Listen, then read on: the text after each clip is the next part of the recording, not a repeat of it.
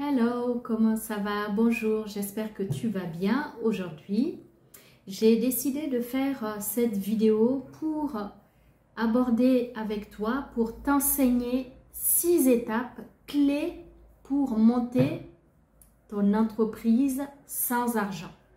Tu as bien entendu, 6 étapes clés pour monter ton entreprise sans argent.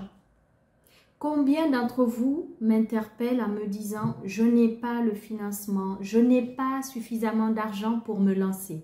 Donc, si tu es dans ce cas-là, si tu fais partie des personnes qui me contactent pour me poser la question à savoir comment monter un business, comment créer une entreprise sans argent, cette vidéo est pour toi.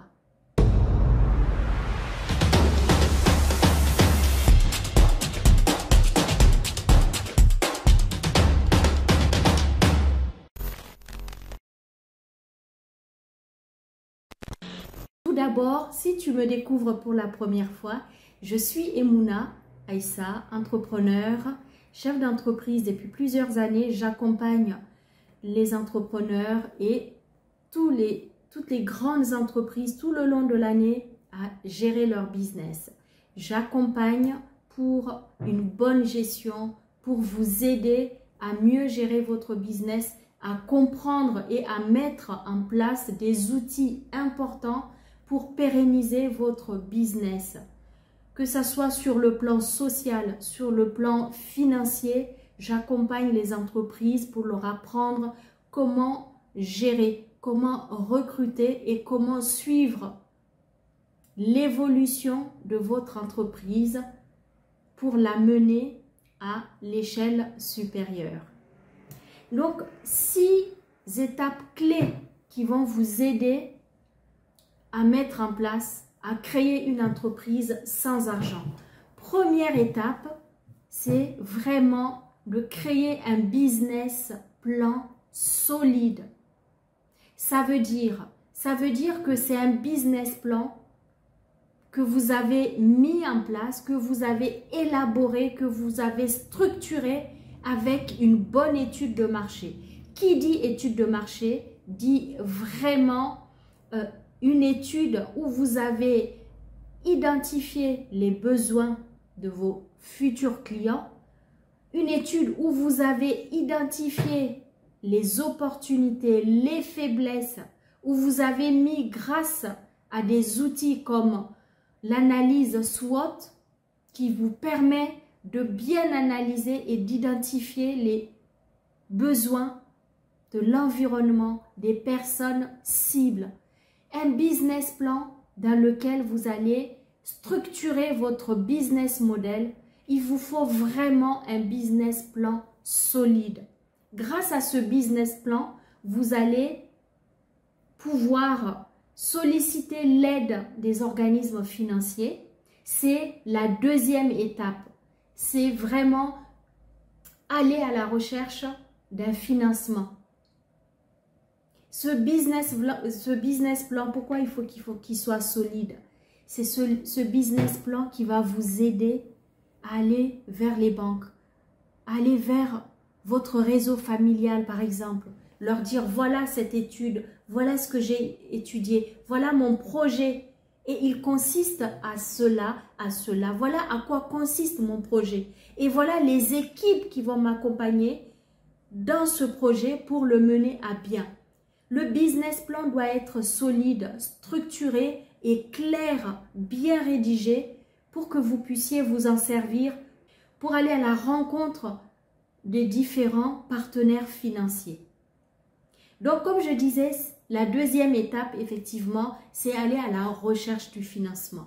Mais avant cette recherche du financement, vous avez une étape principale, une étape très importante qui est celle du statut juridique. Il est très important lorsque vous vous lancez, que vous voulez créer une entreprise, le choix du statut juridique qui est important. Pourquoi? Parce qu'il va impacter votre entreprise sur différents points, que ce soit sur le plan fiscal, mais aussi sur le plan social. Il aura un impact sur le positionnement du dirigeant. Le statut juridique de votre entreprise est très important. Donc, faites le bon choix en ayant tous les éléments nécessaires.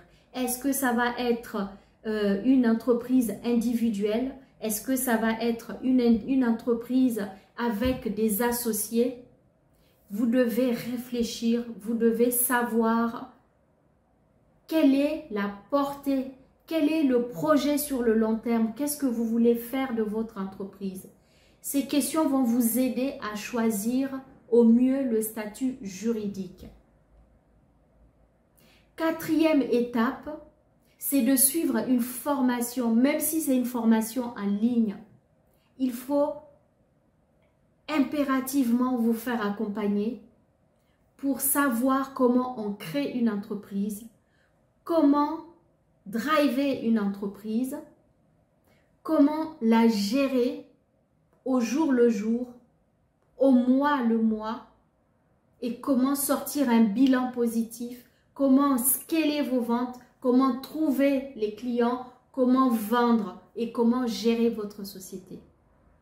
Si tu es dans ce cas, n'hésite pas d'appliquer cette quatrième étape qui est de se former. Toute l'année, je propose ma disponibilité à toutes les entreprises, à tous les chefs d'entreprise, aux futurs entrepreneurs, de se tourner vers moi-même et mes équipes pour vous former, vous donner les clés pour créer et gérer votre business.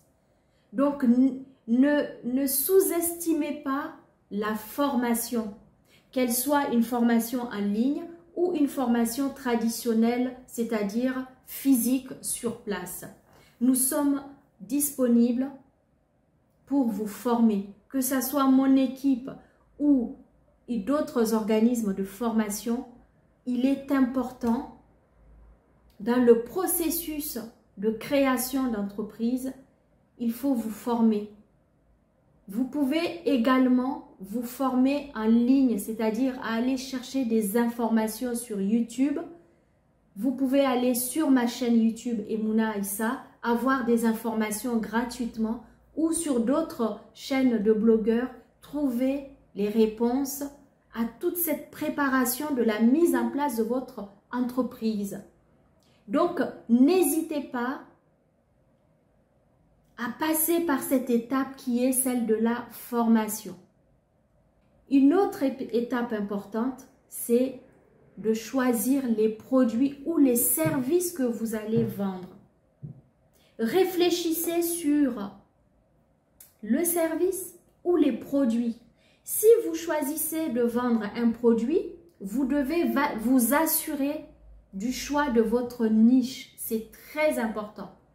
On ne se lance pas comme ça, on se lève le matin et on dit « je vais vendre des couches culottes, je vais vendre des biberons ou je vais vendre des sacs à main ou je vais vendre des chaussures ».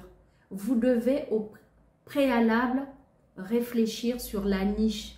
Et pour savoir sur quelle niche vous lancez, lorsque vous voulez créer une entreprise sans argent, vous devez vous diriger vers une niche qui marche déjà, ce qui est rentable et ce qui marche sur le moment.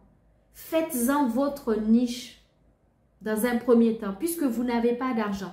Il s'agit dans cette vidéo d'aider les personnes à créer leur entreprise sans argent. Donc, n'hésite pas pour le choix de ta niche d'aller même, je dirais, copier, prendre des exemples sur des entreprises qui marchent, sur des produits et des services qui montrent leur efficacité, qui marchent, qui fonctionnent. Dans un premier temps, pour te lancer, puisque tu n'as pas d'argent, copie ce qui marche. Mets en place un service, mets en place la vente d'un produit quelconque, mais qui fonctionne. C'est très important. Ensuite, une fois que tu as respecté toutes ces étapes, je répète, un business plan solide qui va t'aider à aller à la recherche du financement. Au départ, via peut-être ton réseau familial, ensuite vers les banques ou d'autres organismes qui peuvent te prêter. Troisièmement, le choix du statut juridique qui est très important, qu'il ne faut pas négliger. Parce qu'à un moment donné, il faut passer par cette étape de création de statut de l'entreprise qui passe par le choix du statut juridique. Est-ce que tu veux te lancer en individuel? Est-ce que tu veux te lancer en SASU? Est-ce que tu choisis d'être une SAS? Tout cela se réfléchit, fait des recherches, va chercher chaque statut, quel est l'impact sur le devenir de ton entreprise, quel est son impact sur ton projet.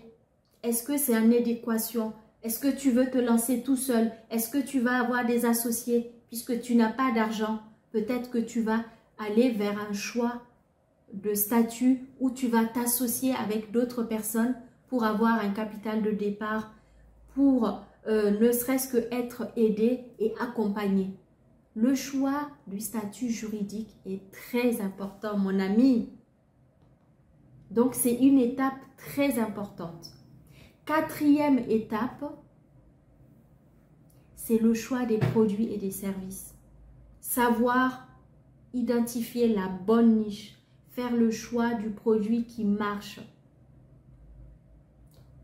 Et la dernière étape que je peux te proposer sur ce projet que tu es en train de te lancer, c'est de créer une boutique en ligne. N'hésite pas à créer une boutique en ligne. Pourquoi? Parce que tu as la possibilité, premièrement, de te lancer en dropshipping. Une entreprise de dropshipping te permet, dans un premier temps, de te lancer sans argent, sans avoir à gérer du stock. Parce que tu n'as pas besoin dans le dropshipping de stock. Ne confonds pas avec le e-commerce. Le e-commerce, tu achètes des produits que tu vas revendre en passant par Internet pour les vendre, soit sur un site web, soit par ton réseau de pages Facebook ou Instagram ou TikTok. Donc, ne confonds pas les deux. Le dropshipping, c'est ce passage ou ce début, si tu veux, de business en ligne qui te permet de vendre sans avoir de stock. Lorsque ton client va acheter sur ton site web, tu n'as plus qu'à aller, toi, valider ta commande chez le fournisseur pour livrer ton client. Donc, ça ne nécessite pas d'avoir du stock. Ça ne te nécessite pas de prendre des gros risques. C'est pour cela que je t'en parle dans cette vidéo qui concerne les étapes pour monter ton entreprise sans argent. Je vais te raconter une histoire qui concerne une cliente qui fait appel à moi. Je ne suis pas dans l'immobilier, mais je peux aider à créer une entreprise. Je peux accompagner les personnes qui le souhaitent pour la mise en place de leur business. Qui dit business, dit vendre tout ce que tu peux vendre, n'importe quel business. Même s'il s'agit d'acheter dans l'immobilier, ça reste quand même un business. Qu'est-ce qui s'est passé? Cette personne, elle a un contrat à durée indéterminée que nous appelons ici un CDI. Et il faut savoir qu'en France, les banques te donnent du crédit à partir du moment où tu as un contrat à durée indéterminée. Bien évidemment, il faut que ce contrat, tu aies exercé ce travail déjà plus de 3 mois, plus de 6 mois de préférence et encore plus si tu es là depuis très longtemps dans l'entreprise. Ça donne vraiment une assurance, une sécurité. Les banques ont besoin de cette sécurité pour te prêter de l'argent. Donc, cette cliente m'appelle pour me dire, elle voudrait bien, elle n'a pas d'argent, mais elle voudrait bien acheter. Et elle ne sait pas dans quoi. La première des choses que je lui pose comme question, c'est: est-ce que tu travailles? Elle me dit oui, je suis salariée, j'ai un contrat. Quel type de contrat? Un CDI. Alors, moi, qu'est-ce que je lui conseille tout de suite? Le premier conseil qui me vient en tête, c'est celui de l'immobilier. Pourquoi? Grâce à son contrat à durée indéterminée, je lui donne le conseil suivant. Je l'ai accompagnée pour aller vers les banques. Nous sommes allés, j'ai pris rendez-vous avec elle. Et entre parenthèses, il faut savoir que même si tu es dans une banque, tu n'es pas obligé de prendre ton crédit dans cette banque-là. Donc, je l'ai accompagnée dans d'autres banques. On a fait 2 rendez-vous ensemble. Le 3e rendez-vous, c'est auprès de sa banque principale. Là, elle est allée toute seule. Mais d'abord, cette démarche que j'ai faite avec elle, c'était pour lui faire prendre conscience du potentiel qu'elle avait déjà en main. La possibilité de se lancer, créer un business en passant par l'immobilier grâce à sa situation de salarié, mais pas seulement de salarié ayant un contrat à durée indéterminée. Nous sommes allés dans ces 2 banques. Elle a montré son dossier, son contrat, ses fiches de paye et la situation de son compte en banque. C'est-à-dire, c'est une personne qui n'est pas endettée. C'est une personne qui a un compte en banque tout à fait classique. Seulement, elle a des difficultés à terminer les fins de mois. Donc, elle était à la recherche de qu'est-ce que je peux faire pour augmenter mon pouvoir d'achat. Qu'est-ce que je peux faire, Emouna, pour avoir une autre source de revenus? C'est la raison pour laquelle je tenais à l'accompagner. Lors de nos entretiens, de nos rendez-vous à la banque, les 2 banques, bien évidemment, n'ont pas proposé les mêmes choses. Mais ce qu'il faut en tirer de ces 2 rendez-vous-là, c'est que cette personne, lorsqu'elle a présenté son dossier, étant donné qu'elle n'était pas endettée, les banques ont fait une étude sur place pour lui donner tout de suite quelles sont ses possibilités si elle demande un crédit immobilier. Ce n'était pas des grosses enveloppes, mais c'est déjà un premier départ. Ça veut dire que là, tout de suite, elle a compris quelle était sa capacité d'avoir un emprunt immobilier et de pouvoir acheter, se lancer dans un achat d'appartement. Petit, mais c'est déjà ça. Selon ses moyens, elle pouvait déjà démarrer ainsi. Je lui ai fait comprendre en l'accompagnant, ça a été quelque chose de pratique. Elle l'a vu elle-même. Je suis allée avec elle, je l'ai accompagnée à la banque. La banque lui a fait une étude sur place et lui a dit voilà vos capacités d'emprunt. Voilà combien nous pouvons vous emprunter, madame. Étant donné que vous n'avez pas suffisamment d'argent, vous avez juste votre CDI, elle n'a pas d'apport, cette personne. Elle était très inquiète. Encore aujourd'hui, pourquoi je prends son exemple, c'est parce qu'elle m'a téléphoné encore aujourd'hui, parce qu'elle est très inquiète en me disant « je n'arrive toujours pas à mettre de côté de l'argent. Je n'ai toujours pas d'apport. » Elle est inquiète.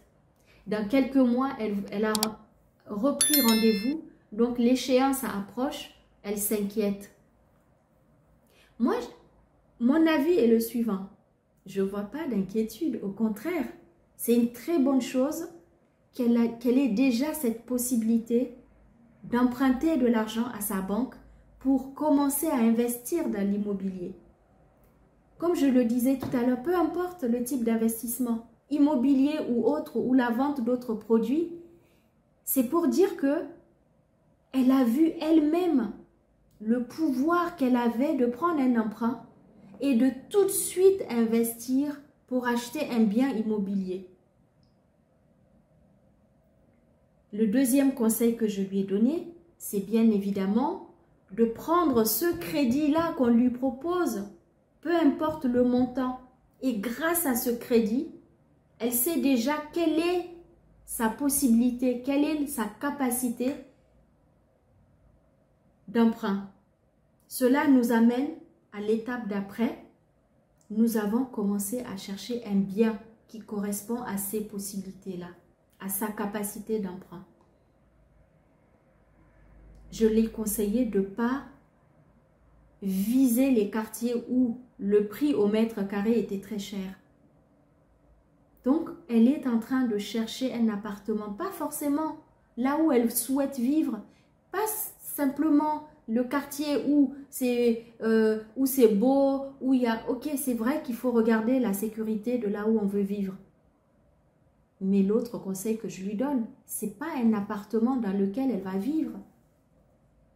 Je l'accompagnerai jusqu'à ce qu'elle ait ce crédit, jusqu'à ce qu'elle finalise ce projet. C'est-à-dire que je l'aiderai à créer une société immobilière qui, elle, va se positionner pour prendre ce prêt. Ainsi, elle ne s'engage pas, elle. Et elle n'aura pas besoin d'apport pour ça. Parce qu'elle n'a pas d'apport, cette personne. Donc, ce que je lui ai dit tout à l'heure au téléphone, c'est « Je ne vois pas pourquoi tu es inquiète. » Donc, je profite pendant que je fais cette vidéo pour parler de cet exemple. Je ne donne pas de nom, je ne donne pas de nom de banque, ni du montant qu'elle aura, mais juste je vous explique comment, lorsque vous faites appel à des personnes compétentes, comme mon entreprise, ou d'autres personnes susceptibles de vous aider, nous sommes capables de vous accompagner, de vous donner les meilleurs conseils pour vous aider à lancer votre business, à créer votre entreprise, même si vous n'avez pas d'argent. C'est possible. Respectez les étapes dont je vous ai parlé tout à l'heure.